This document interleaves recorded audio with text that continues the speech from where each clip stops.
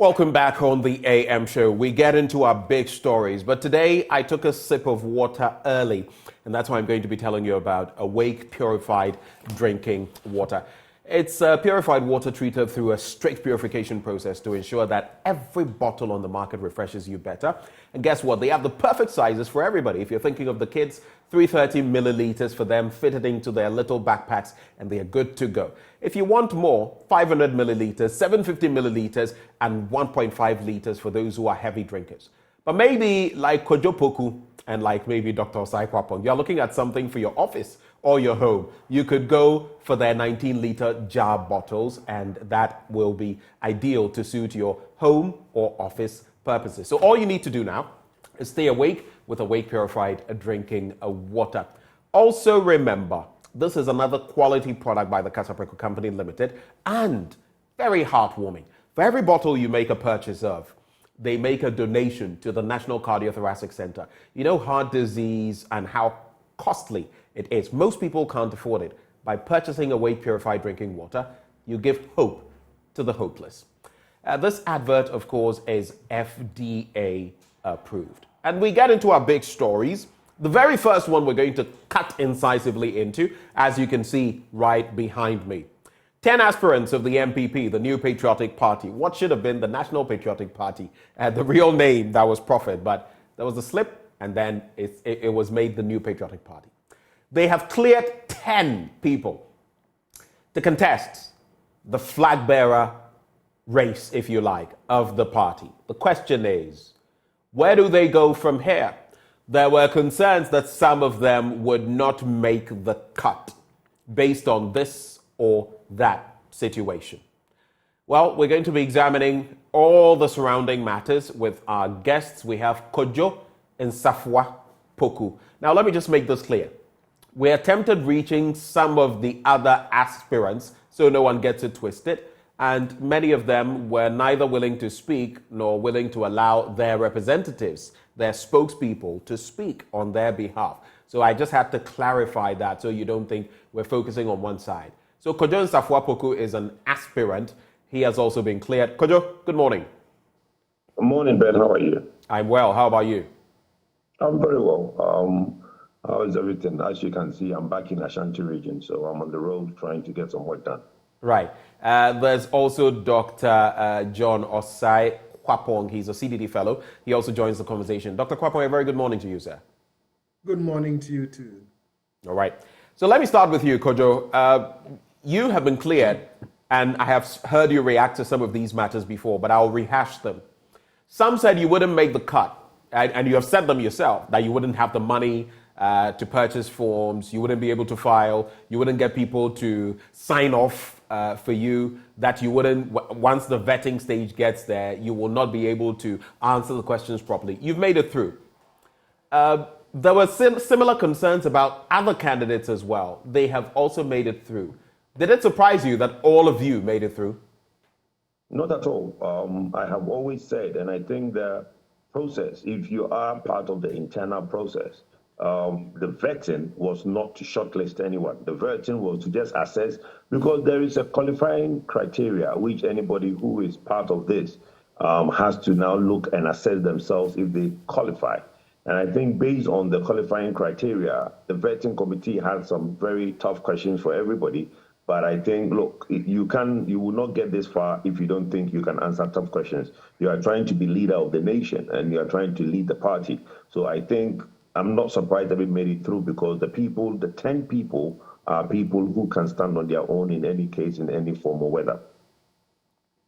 All right. Thank you for those initial comments, and thank you for making them so brief. Let me also bring into the conversation Richard Ahiagba. He is Director of Communications with the NPP. Richard, a very good morning to you. Hello, Mr. Ahiagba. Can you hear me? Good morning. Good morning. Can you hear me? I can hear you now, loud and clear.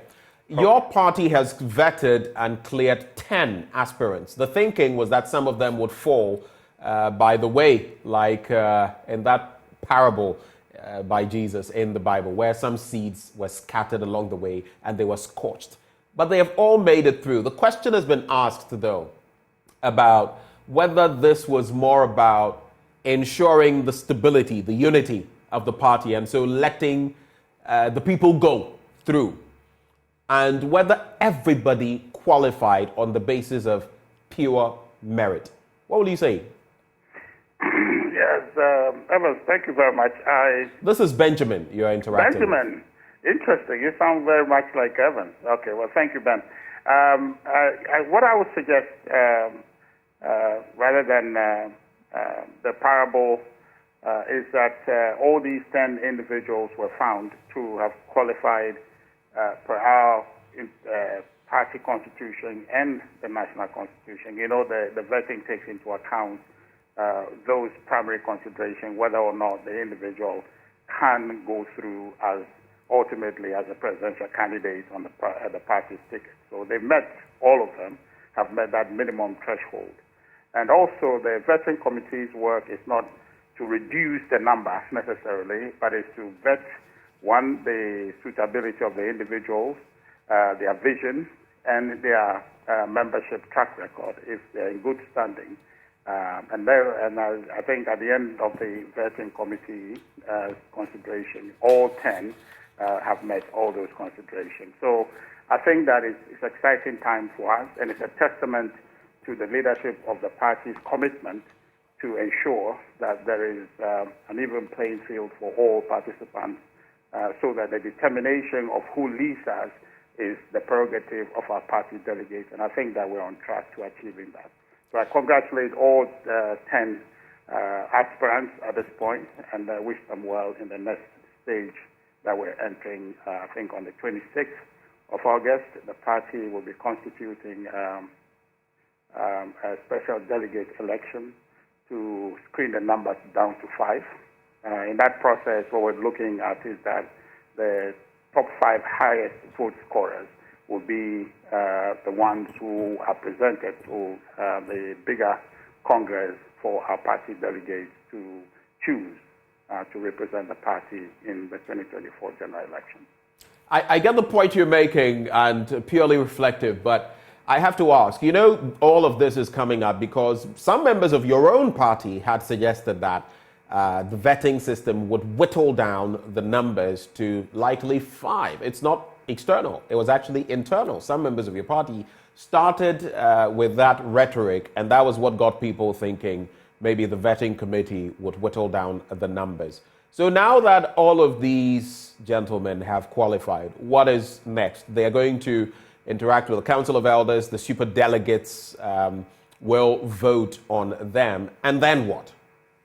Yeah, so as it were, so I agree with you. If that was a speculation you're referring to from within, it shouldn't have to be the vetting committee's mandate to whittle down a number. Of course, if an individual is found not to meet the minimum requirement to be president or to represent our party, certainly that individual will be dropped. But as it stands, all of them have been found to be suitable going forward. The idea now is that now that all crossed the line, I think that they are out and about in the country canvassing among the special electoral college that will be coming together to elect to whittle down the number in the special electoral college. That includes the large every delegate in our books now, except the balance of polling station executives.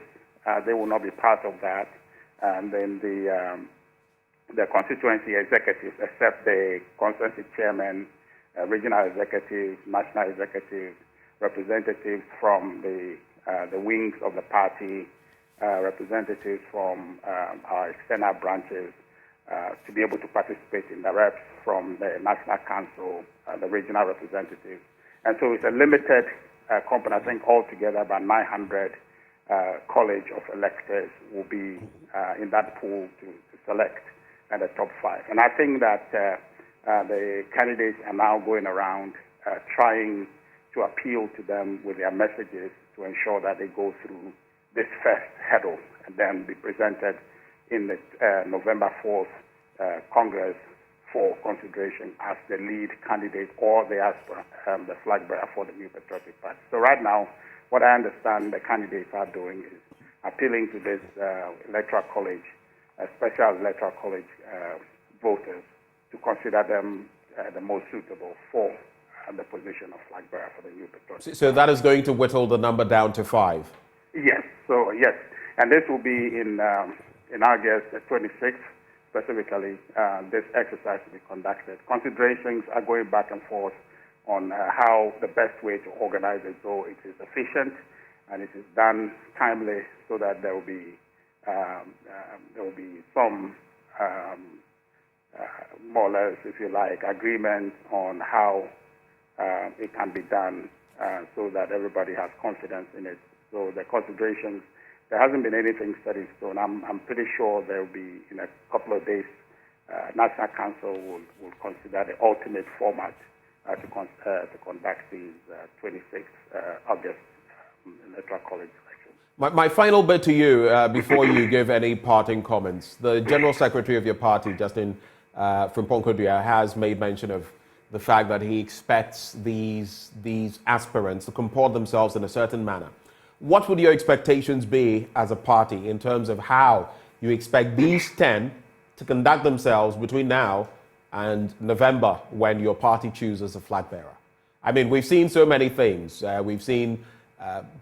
We've heard claims of people busing a lot of people to this or that venue, money supposedly exchanging hands, among others, when it comes to supposed fares and all of that. So what are your expectations in terms of how they conduct themselves ahead of November? Well, Benjamin, I'll say that message. The vision for the party, for the country, is what I think that they should be canvassing. And so far, we've seen some very interesting ideas come, building on the grand NPP ideological position of ensuring that we develop this country by unleashing the productive capacity of its people. I have seen various renditions of ideas that take root from that primary vision. And so I think that that's what we're going to continue to see across, that they should focus on their messages and make sure that in the end we're holding together as a party, minimize attacks on each other, which I think I should commend all of them so far, that they've been focused on their messages. So I think from now till that time, as you said, consistent with the expectation of the General Secretary and National Chairman of the party, we expect that they will continue to do that, and ultimately the electors will be the ones who will determine who is best suited for us. And in fact, after that exercise, all of us are winners together as a party, because really what would happen is that we'll all come and rally to ensure that whoever gets elected by our party would be the one who will all support to win the 2024 election for the New Patriotic Party. So I expect that they will drive their messages and nothing more than that. All right. Mr. Ahiagba, thank you for joining the conversation this morning. Richard Ahiagba is Director of Communications at the New Patriotic Party. Let me now hear from you, Dr. Osae-Kwapong. When you look at developments so far, were you expecting all 10 aspirants of the NPP to scrape through as they have now? And what would you make of the candidates themselves? Yes, good morning and thank you. The whole vetting process is designed to determine whether one is qualified. And there is a qualification criteria that the party has. So I'm not surprised that all of the 10 aspirants sailed through successfully, because I'm sure based on whatever criteria that the party has set, and their nomination forms, ensuring that there were no issues with those nomination forms, the endorsement signatures that they all need for these nomination forms, etc., that once they were in compliance with all of those things, as well as in good standing with the party, of good character, etc., all of the things that the party deems as being important criteria to pass, so that you can be cleared to run in their party's primary for Flagbearer. I'm sure all of them met it and were deemed qualified. And so I'm not terribly surprised that all of them made it through. I think so far it's turning out, and that's what I expect. These internal intra-democracy activities tend to be very, very competitive. I've been following the races very, very closely, and it's interesting to see, where the candidates show up when, the different regions that they are visiting, all the public interactions with the various the delegates, looking at crowd sizes and things like that. It promises to be an extremely competitive race.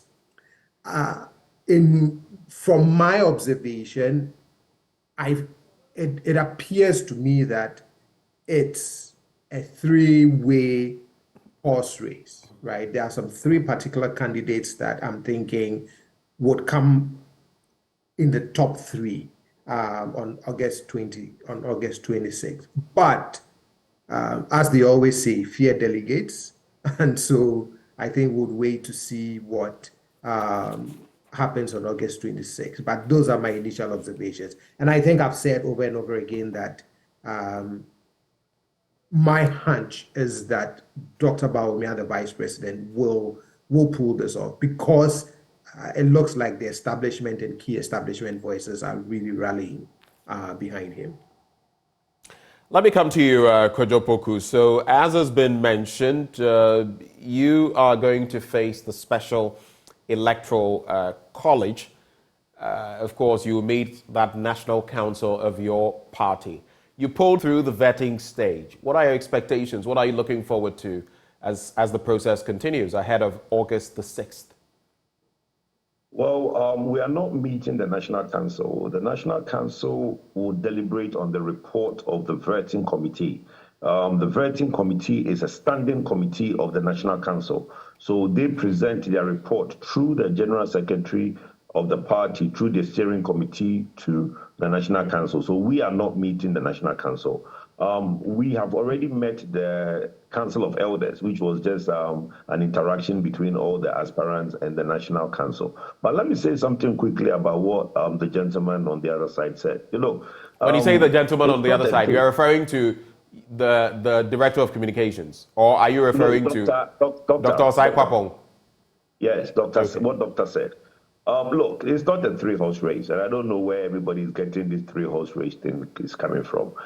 We all lived in this country in 2007, and there was a candidate that had all the resources behind that person, and that person did not emerge the winner of. NPP delegates are very savvy. NPP delegates at every point in time have shown who they want to lead the party.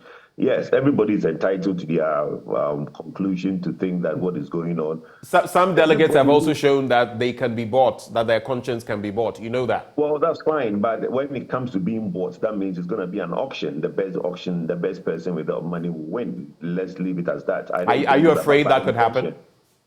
No, it's not going to happen. You can't buy conscience. You see, all these things that people are going around thinking that establishment is behind and this, you cannot buy conscience. You think you can, but you cannot. The person on the day will vote their conscience. And some of us are going around and making this contest a contest about ideas. As my brother, the communication director, said, that is going to be about a message. People are in a certain state, and they don't want to continue in that state. And if anybody think that is a three-horse race, like I said, I mean, the crowd size that you see is delegates. If I could just go out today, all those delegates will come out to meet me. There is about 230,000 people that we all have to meet and let them cast their vote. So look, some people decide to add 3 constituencies to one and meet them. Some people decide to meet just one constituency. Some people decide to split the constituency into sectors and meet them in zones and meet them individually. Really and truly, the people on the outside are reading a lot of meaning into what the internal contest is going on. You don't see me out, okay? I'm in Kumasi as I speak to you, but I'm doing my work. Everybody has their strategy. My strategy, I have told everybody, is a submarine strategy. I'm not going to go out there and be part of the jamboree, but we'll all see what will happen after 26th of August. I know my strategy, and as a businessman, I know how to best drive things home and let people understand.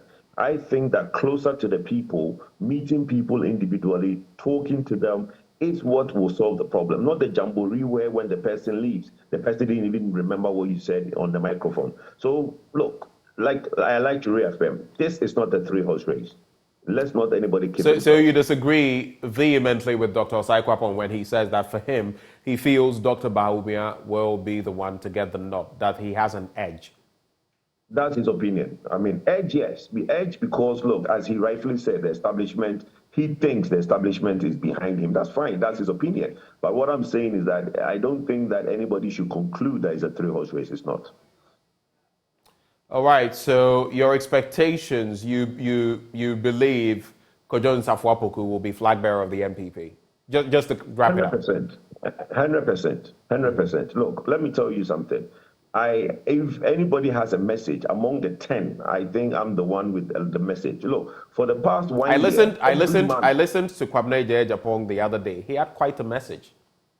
Right. I was going to land on that. I'm going to say that for the last 1 year, every month I have a flyer with a message out there that I've been basically putting out there to delegates, and delegates are reading. And it's not that easy to just come up and just basically recite some things. I've been putting messages out, and these are unique messages for every sector, every facet of our society, how I tend to change it or reform it. And I've been doing this for 1 year. Okay, so I have a quite depth of messages and quite depth of policies that I want to implement. And I believe Kojo Poku has the best message out there. And it's not only by me saying it, and it's by the conversation that I'm having with the various delegates. And they think that, look, you are the one with the message. Yesterday, I met some key party delegates, and I told them about my early start program for childhood education. And they thought that, look, nobody is talking about early start childhood education.